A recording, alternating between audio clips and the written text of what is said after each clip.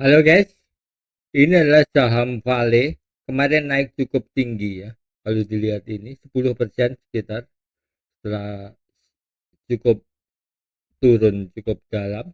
Kita lihat sekarang kinerjanya. Kalau kita lihat di sini,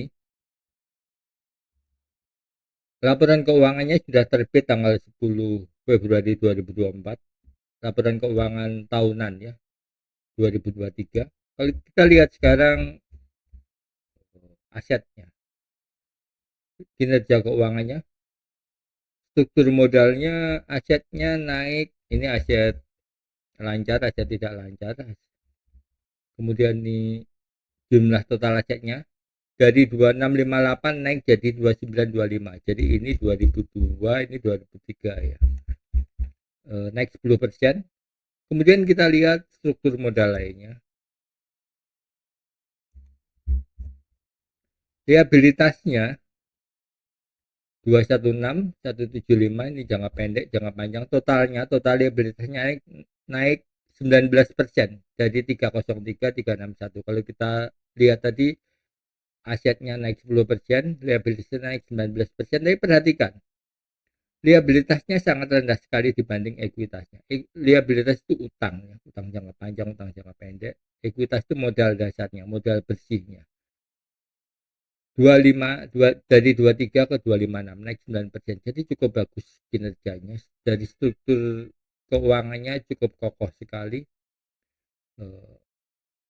Kemudian kita lihat sekarang kinerjanya. Laba bersih, laba tahun berjalannya, jadi laba operasional tahun berjalan sekitar 374 dari 200, jadi naik 37%, cukup tinggi sekali.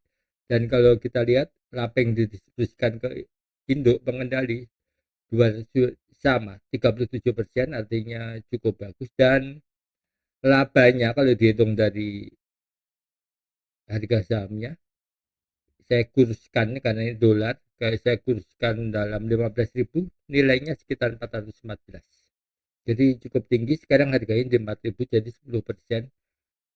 Artinya saham ini eh, memiliki peluang untuk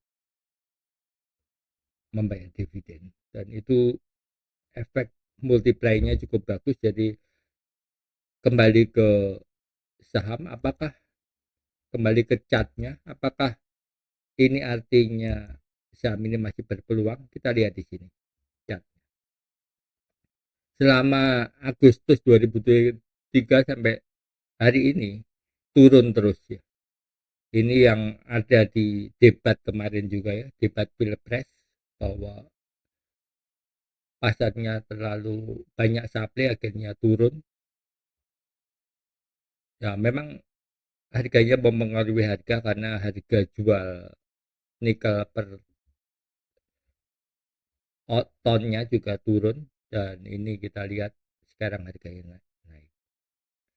Kalau dilihat dari kinerja internalnya ini memang nggak fair gitu ya. Harusnya sahamnya naik, tapi begitu juga ada pengaruh kenaikan harga komoditas, dan menurut saya harga komoditas ini memiliki peluang untuk rebound ke atas. Kenapa? Karena memang harga komoditas dunia itu agak sulit untuk bisa tren turun terus menerus gitu ya.